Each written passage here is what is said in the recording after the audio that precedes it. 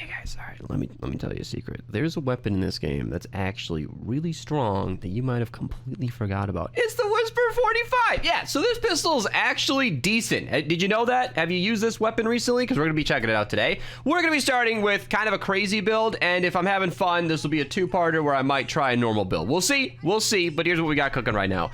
Double crit damage, mag size, and affliction. All of this is very specific. Double crit damage because I want to use Totally Rocking Out, Beetle Jess in the lead, have a good time with it. 570% crit damage, pretty solid. And because the Whisper 45 is a silenced military weapon, all of those weapons have a 20% base crit chance. That includes the Silent Spectre and the Wraith. And I think that's it. If I forgot one, comment down below. But we've also got mag size specifically for Chaos Agent. So with the reload perk, you get 12 shots and a 1.3 second reload. But I tested it out with Chaos Agent. I just hopped in game and dashed around, and it takes me, clicking kind of normally, about 6-ish seconds to shoot 21 bullets. Your mileage may vary, but that seemed to work. And with an 8-second cooldown on phase shift, if I even take 1 or 2 seconds to find another target, that is still faster than the 2.2 second reload time of a mag size perk. So I think we're going to be using Chaos Agent in this game. And I considered something else. Because we're going to be reloading with our phase shift, I'm using Blaze of Glory. So Gunblazer Southie gives you a 35% damage bonus to pistols and SMGs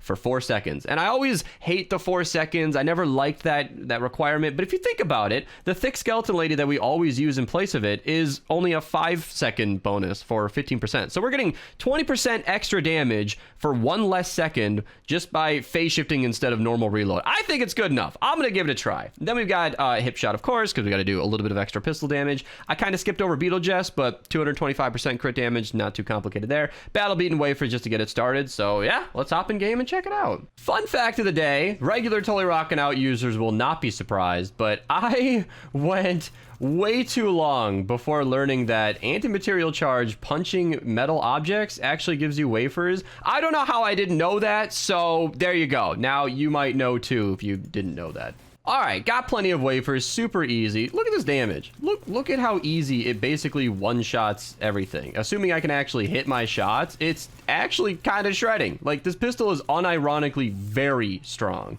Against normal enemies, you can see, still, just has no pushback at all. You aim for the head, you get that nice nice multiplier. Oh, missing some shots, get Gunblazer going, and they just go down easy. These are Husky Husks. 260 power level. I mean, obviously, it's not as fast as, like, an SMG or a bigger AR or whatever, but still, highly respectable damage coming from a pistol. Oh, I love bullying nurses. Let's see. Oh, wow. With Totally Rocking Out active, they go down real fast. And I think that was present in the other clips where I wasn't even using Totally Rocking Out. Wow, maybe that lower damage was just my mistake for not eating a wafer before shooting. Maybe we'll get some better... Yeah, like, look at this. It looks really, really bad, but if I just... Actually, here, I gotta do this. Then phase shift to get the bonus. Yeah.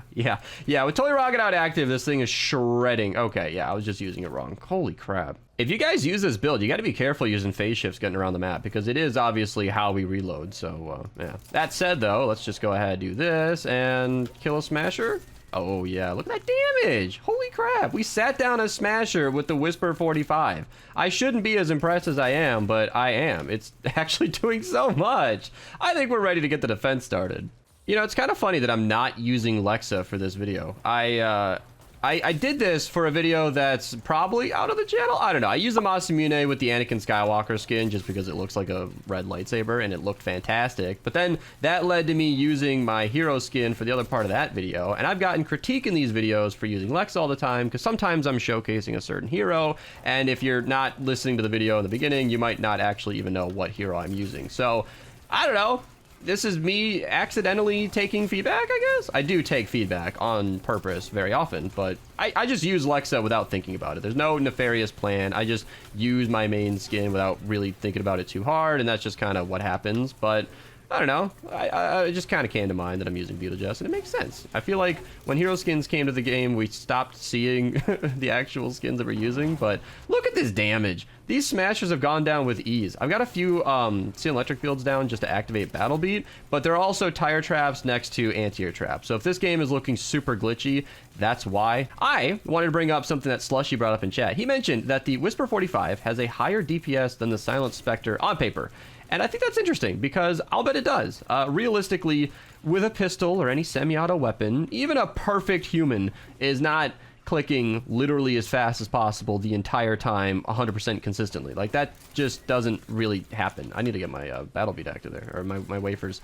So realistically, you're probably never getting that DPS, but I think what we're seeing here is a product of that DPS, where when you got totally rocking out kicking, when you're hitting headshots and it's critting, it's doing a lot of damage because the pistol does a lot of damage to make up for that. Like, look at that. That was like 4 or 5 shots and that taker just sat down. It was super easy, barely an inconvenience. It's a little messy to have to activate totally rocking out all the time. I think I can fix that right now by just getting a few extra traps down. I know, spamming traps, whatever, but like, that should hopefully kill off a lot of the baby zombies and activate totally rocking out automatically for me. That would smooth over my experience a lot and obviously make us do a lot more damage. Like, I know the base 20% is a nice chance to crit. That's one of the highest base chance to crit in the entire game. One of, not the highest. But it's still not enough to make this super viable. Unless we have totally rocking out active, we're not doing a lot. So, yeah, because I'm now considering, I think I'm committing now to recording a second part of this video. I'm going to tune in when we get like a smasher or something, because that's what I really want to show. And I don't want this video to be, 40 minutes long. So in my pursuit of some bigger targets, it made me realize what I'm doing. I'm looking for bigger targets. We're using a pistol that is, okay, it's a pistol. And, no single shot semi-auto pistol is going to be an amazing crowd clearer, right? But this pistol does enough damage to basically be a mist monster killer. I'm targeting fatties here because they're the only ones that are going to like survive long enough to be worth shooting at. And I want to see what kind of mini boss we've got here. Water. Oh, crap. I don't have a nature copy of this prep. That's unfortunate. I kind of wanted to see what this would do to a mini boss. Here, we can just pretend. Everybody pretend I'm doing... Oh, hold on. Let me actually get close to it. There we go. Everybody just pretend I'm doing quadruple this damage. Oh, man, we're slaying. Holy crap. Whoa. All right, I'm going to stop wasting ammo on that. I don't think this thing is exactly a mini boss killer, but it actually performs really well, and I am personally very interested to see how it performs with like a more normal loadout, because having to worry about totally rocking out is really bad. I clearly didn't prep my defense well enough. I think we've gotten to the point that where this is a really, really strong weapon with totally rocking out, and if I'd have prepared better, your experience, your mileage may vary to be a lot better than mine. But on that note, with all that said, I want to try this with a normal build and just see how it performs in that context. All right, we got the second loadout set up. This is what I would consider a little bit more practical. Totally rocking out without Beetlejuice just feels wrong, but you guys saw what was happening when I wasn't critting, so I'm just going to run Ranged Deadeye in the lead. I've supercharged him because that Teddy is kind of awesome. I didn't use it at all last game because I just wanted to focus on the pistol, but basically the same build. Beetlejuice is in support, same as we had before, and then I've done one change to the weapon. I've just added a crit rating perk just so that we are actually critting a decent amount of the time. With that base 20% chance, it goes up to 48% chance to crit, which is really good. With totally rocking out, we'll basically be critting every single shot. Well, I wasted all my phase shifts shooting a crow, but we can go against a smasher. So obviously less damage. That's the thing that I want to mention right away. I can see it, you can see it. We are doing less damage per shot. But the difference is you can see totally rocking out's fading and we're still sustaining pretty decent damage. That's kind of the point that I wanted to make, where I think this is a lot easier to use. It's a lot less to deal with, where I'm using a pistol, all right? We're using a semi-auto weapon where you need to line up your shot and be a little accurate. I was kind of getting exhausted. I mentioned this after the recording ended and I was just streaming the rest of that session, Twitch link down below, by the way, where it was kind of exhausting to have to realign and tap for every single bullet that I shoot. I wanted to have a little fun, be a little different with this weapon, and I am enjoying it. I like this weapon, I do. But it is kind of a lot to deal with, and managing my totally rocking out on top of that, it's a lot to ask. Shadow High just put in chat that he's stuck under the map. What? How did you do this? What? What? How? What occurred to make this happen?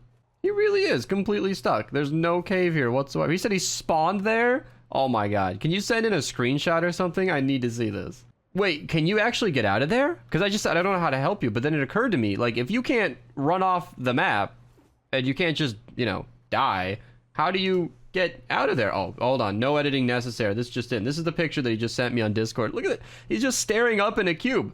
He's like literally inside of a tile, and I'm assuming if he looks down, there's a floor. He's absolutely stuck. How do we get him out of there? Can you use like a lunging weapon like the Storm King's Fury or something to get up out of that hole? Maybe you can phase through the top and mantle out? Oh, Kieran's doing a lot to help. Yeah, he's got a big solution. Oh, okay. So he's got... Oh, he's hitting the edge of the area. He's actually locked in. Storm damage. Yeah, he might just get timed out by the storm. Well, we'll see you, man. Maybe the storm will free you from your prison. All right, the defense begins, and we're talking about Tears of the Kingdom. This is going to date this video, I don't even care. So as of recording this, Tears of the Kingdom is tomorrow, but this might not be on the channel till July or later. So that's kind of like the dominating topic of discussion. But you guys are, so you used to like those types of games, Austin? Nah, I used to hate like single player and open world survival. Now those are like my two favorite. Believe it or not, I rejected Breath of the Wild for years. Granted, I didn't have a Switch, and I wasn't about to buy one just for that game, but it never looked interesting to me. And fast forward to the future where I have a Switch and I played the game, Breath of the Wild was one of the best gaming experiences of my life. Like, that game was an absolute treat. And by the time this video goes live, I'll have a full opinion on Tears of the Kingdom. But as of now, we're just speculating. Archer knows. Archer knows. But I've been asking him to can it because I don't want to get spoiled, all right? I don't want to get spoiled. And honestly, I want to say this weapon is kind of speaking for itself. I know we're just completely ignoring the whisper, but like, it's kind of slaying. Like, I put a few more electric fields down. I've prepared my Totally Rockin' Out a lot better. And you guys can see what I was talking about in the intro of this video. If it wasn't clear already, this weapon's actually kind of amazing. I haven't eaten a single wafer because I just haven't needed to. Obviously, I've prepared better with my electric fields, but I feel like with Ranger Deadeye, you're still doing plenty of damage and actually killing the enemies, and you don't have to worry about totally rocking out. It's a lot less to handle. If you're a damage fiend, I don't blame you for going, you know, double crit damage Beetlejuice, or even Beetlejuice in the lead with a crit rating perk might actually be the higher DPS, but, you know, Ranger Deadeye is a fantastic pick for all the similar reasons. So it's just more consistent damage, even if it is technically a little bit lower. But that kind of just brings up the Bright Core versus Sunbeam discussion, where sometimes that extra damage doesn't really kill any of the bigger targets faster. But yeah, Austin, how far are you in Breath of the Wild? I'm done with it. Done? Well, what's done? I mean, how do you really? Well, I beat the main story. I never actually got around to doing other shrines. I'm kind of ashamed. Yeah, I'm at like one. I would drive some people insane. I'm at 118 out of 120. I just have not bothered to do the last two because I don't care. Isn't there, like, okay, I saw this in a video, maybe it was out of context. Does the final shrine give you, like, an outfit for Link? Is that a thing? Or is that something else? It gives you the of the wild set. So, like, whichever shrine you do last, or is the final shrine always the same? You do the last shrine, and it tells you to go to the Forgotten Temple, and there's 3 chests there, and you open the chest, and it gives you the tunics. You all in Tears of the Kingdom, you also get a reward for doing all the things. Oh, good, glad. I didn't ask though, but thanks for letting me know all that. I've been such an ass, Archer. It'll put fire under your ass to actually do them. Maybe. It hasn't worked for Breath of the Wild. I knew about the tunic. It was like, I just didn't care. But I also, I was going to do every Korok, but I stopped. I got to like 600 and was like, this is not entertaining. This is not the game I enjoy. Okay, so believe me or not, I have explored, if you look at my adventure journey, hero's journey, you will see that like I have pretty much filled in the entire map. And I know from YouTube videos that I have missed a couple of mini games. I never found the bowling one. I never found the horse archery one.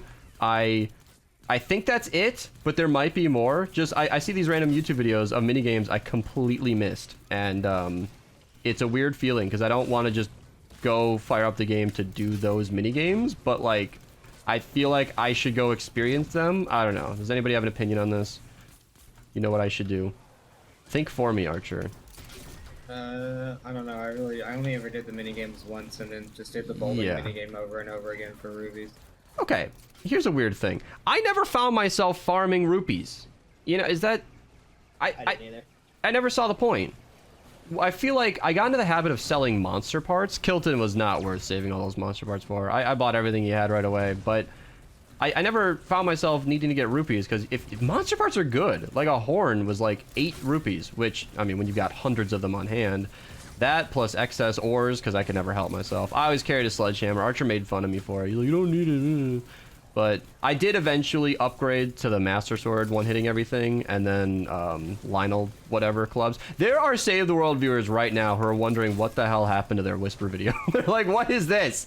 Did this just turn into a Breath of the Wild podcast? The answer is yes. Yes, it did. You guys could see this weapon shredding. I think we're all getting what we were looking for here. But yeah, I was using those Lionel Crushers, and they did great, actually, for... smashes up, but I could never help myself, so I always had ores to sell. Found that sexy Gruto chick in the town that's on fire, and she gave you a bunch of stuff for it. It's like a 10% upsell, which is nice. Gave you a nice little extra kickback for your hard work, and that was cool. But I don't know. I never found rupee farming to be necessary. But then I look online, and rupee farming videos are being recommended, and they've got 1 million views. And I'm like, why? Did everybody else struggle with this? I don't know. Archer, what was your highest rupee count in your game? There's a lot. Max. Yeah, that's what I figured. That's what I fucking figured. Legitimately, or like a little less legitimately? Well, so I don't know if you ever did the bowling minigame, but the bowling minigame had a kind of loophole where if you stood at a certain position, you would get a strike every single time without fail, and you'd get 300 rupees every time. Yeah, I did watch a video breaking that down. Another thing I did was killing wildlife and then cooking the prime meat into a dish. The skewer actually sold for a lot. So this is an interesting example. This mini boss is going down easy with some help from teammates, but it's also like I'm finally hitting the cap of the phase shift, which is kind of impressive. I'm using no perks for boosting my phase shift. I'm using nothing other than just a default Outlander, no energy pylon or anything. And it is absolutely working for Chaos Agent, which I'm kind of digging. Like, that's kind of cool. Chaos Agent is one of my favorite perks in support, and I love making use of him in a build that makes total sense. Like, you know, most times that I use Chaos Agent, it's in like the Flash AC build where I'm triggering the boom explosions, or I'm doing something to trigger Chaos Agent as much as possible. But in this case, he's just being used naturally, and it's working great. Yeah, little Ben's Warcry for that. Yeah, I saw that bowling mini game in a video, and I just never did it. You know, that's the thing. Like, it's weird knowing I missed those mini games, but I don't think I'm missing out on much. The horse mini game looked infuriating, actually, so I'm kind of glad. Oh, it very much was. Yeah. But the horse mini game was very useful because it gave you a moon. You could like set up a glitch where you could get moon jumps. Yeah, I watched a very good Zelda player struggle against that mini game, and that was all I needed to see. It's like, I got pretty good stick control, ladies, you can hear me, but I just didn't dig that. So yeah, I think that's gonna conclude it for this video. You guys have seen it. Whisper 45 is kind of badass. Breath of the Wild is a game you should play if you somehow missed it. Tears of the Kingdom sounds amazing, but future editing beast might know more than current recording beast. So thank you guys so much for watching.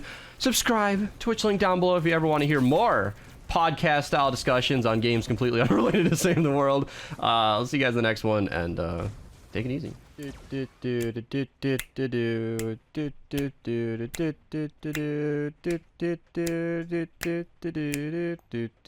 And then